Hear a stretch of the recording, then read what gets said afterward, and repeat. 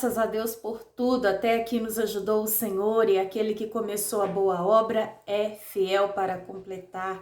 Deus é bom, Deus é Pai, Deus é Senhor, independente do dia, da época, da estação, da previsão do tempo, da inflação, dos governos que vêm e vão. Nascem homens, morrem homens. Se levantam autoridades, são destituídas autoridades, mas o Senhor permanece o mesmo. Ele mesmo declara: eu, o Senhor, não mudo. Ele é fiel, Ele é bom, Ele é Pai, Ele é pastor. O mesmo Deus que está conosco no dia bom é o mesmo que está conosco no dia mau. O mesmo Deus que nos abençoa quando as portas se abrem, quando o resultado é favorável, quando enfim a vaga está na mão, continua sendo bom. Quando as portas se fecham, quando o tempo é desfavorável e quando a bênção foge da sua mão. Aí talvez você pense: mas Deus é Deus que pode todas as coisas, Deus é Deus que vai fazer milagres. Sim, mas o agir de Deus não é uma fórmula exata que o homem pode calcular ou mensurar. Pelo contrário, milagre não se explica. Bênção que vem do céu, o homem natural não consegue imaginar. Até porque o nosso Deus que criou os céus e a terra, Ele é um Deus ilimitado. Ele é um Deus que tem poder sobre o fogo, a água, o vento. Ele é o Deus que tem poder sobre a vida, sobre a morte. Ele é o Deus que honra, que humilha, que levanta, que abate, que fortalece e enfraquece. Nós, na nossa mente limitada, muitas vezes achamos que Deus vai agir do jeito que a gente imagina, do jeito que a gente espera. A própria palavra, ela declara que o coração do ser humano, o coração do homem faz planos. É normal, é uma coisa natural o ser humano planejar.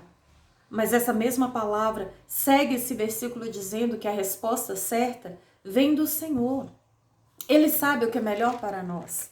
A própria palavra fala que nem olhos viram, nem ouvidos ouviram, e nem penetrou no coração do homem o que ele já preparou para aqueles que o amam. Deus é bom. Deus sabe o que é melhor para nós. Ele sabe o que de fato nós precisamos. Ele sabe. A palavra do Senhor fala aqui no livro de Isaías, capítulo 55, a partir do versículo 8. Deus declara: porque os meus pensamentos não são os pensamentos de vocês, e nem os seus caminhos são os meus caminhos, diz o Senhor.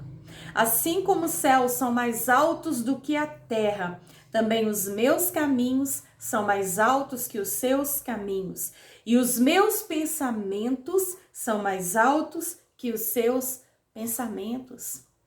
Já parou para pensar nisso? Enquanto você traça todo um projeto, Deus já está com o projeto dele pronto. Enquanto talvez você vendo a situação e você diz que é o fim, para mim acabou, já aconteceu tudo que tinha que acontecer, já não tem mais nada para acontecer, não tem mais aonde piorar. Deus entra com a vontade dele, que é boa, perfeita e agradável. Enquanto achamos que é o limite, deu, acabou, já era. A palavra dele declara em Eclesiastes capítulo 7, versículo 8, que é melhor o fim das coisas do que o início. Ele sabe quando é o fim. Ele sabe o seu limite. Ele sabe até onde você pode suportar. Raciocina, medita na história de Jó, o que ele viveu, o que aquele homem sofreu. Humanamente, gente, na nossa força é impossível passar um terço do que aquele homem passou.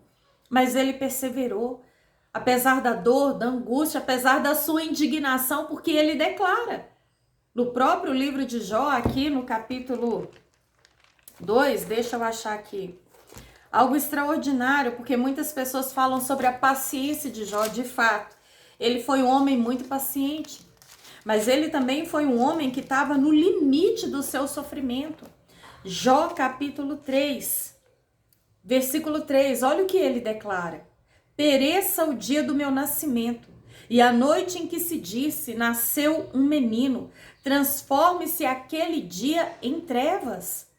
Olha o que ele estava dizendo acerca do dia do nascimento dele. Aqui também, ó, versículo 11, olha o que Jó declarou. Por que não morri quando eu nasci? Porque eu não pereci quando saí do ventre? O homem estava indignado, gente. Ele estava no seu máximo. Ele estava a uma gota d'água, ele já não estava suportando mais a dor. Porque se dá a luz aos infelizes e a vida aos de alma amargurada? Aos que anseiam pela morte, esta não vem, e a procuram mais do que um tesouro oculto. Porque se dá a vida àquele cujo caminho é oculto e a quem Deus fechou as suas saídas? E ele declara também no versículo 25, o que eu mais temia me sobreveio, o que eu receava me aconteceu. Jó também sofreu e muito. E o próprio Deus declara que ele era um homem íntegro, reto, temia a Deus e se desviava do mal. E olha tudo que Deus permitiu Jó passar. Mas ele continuou rompendo. Ele continuou crendo, apesar da dor e da angústia. Ao ponto de declarar em meio a todo o seu sofrimento: eu sei em quem eu tenho crido. E sei que por certo ele se levantará em meu favor. E lá no finalzinho da vida de Jó, lá no finalzinho do livro de Jó, porque ele ainda viveu muitos anos, lá no capítulo 42, ele fez uma declaração extraordinária. Aqui, ó, capítulo 42. Vamos ler aqui. Ó, gente, a Bíblia, ela é maravilhosa. Como nos ensina a palavra de Deus. Ele declarou ao Senhor: eu sei que o Senhor pode fazer todas as coisas. Eu sei que tudo tu podes e nenhum dos teus planos podem ser frustrado. E ele também declarou que antes ele conhecia a Deus por ouvir falar, apenas de ouvir. Mas diante de toda aquela luta, aquele confronto pelos seus amigos e aquele face a face com Deus, ele declarou que naquele instante ele conhecia a Deus face a face. Mais do que ouvir falar, Deus quer te chamar para viver. Deus quer te chamar para sentir, Deus quer te chamar para ter experiência, para ter contato. Que haja um divisor de águas em sua vida, antes e depois. Antes, quando apenas você ouvia falar da experiência dos outros. Mas depois, quando de fato você começar a ter experiências com o próprio Deus. Deus não é um ser com cara de mal, com um cajado na mão para nos punir, para nos castigar, com uma barba branca sentada lá no céu, olhando para a humanidade com raiva diante de tudo que nós temos feito e visto. Não. Deus, ele é bom, ele é Pai, ele é misericordioso e ele nos chama para viver na presença dele. Não ache que Deus abençoe apenas aquele ou esse, porque parece que ele é bonzinho. Deus tem poder de mudar qualquer vida que o busque, confie e adore a Ele de todo o coração. Ele faz esse convite. Você me buscará e me encontrará quando me buscar de todo o seu coração. Então busque, porque Deus tem uma vitória, uma bênção, uma experiência. Deus tem um caminho para cada um de nós. Lembrando que para chegar nele só existe um caminho, Jesus Cristo, o caminho, a verdade e a vida. E ninguém chega a Deus se não passar por ele. Então, trilhe este caminho, porque muitas pessoas dizem, Deus escreve certo por linhas tortas. Não, Deus ele endireita os caminhos e te leva por esse caminho reto, que te trará vida, gozo, paz, alegria, ao ponto de você dizer, vale a pena, porque eu sei em quem eu tenho crido. Amém?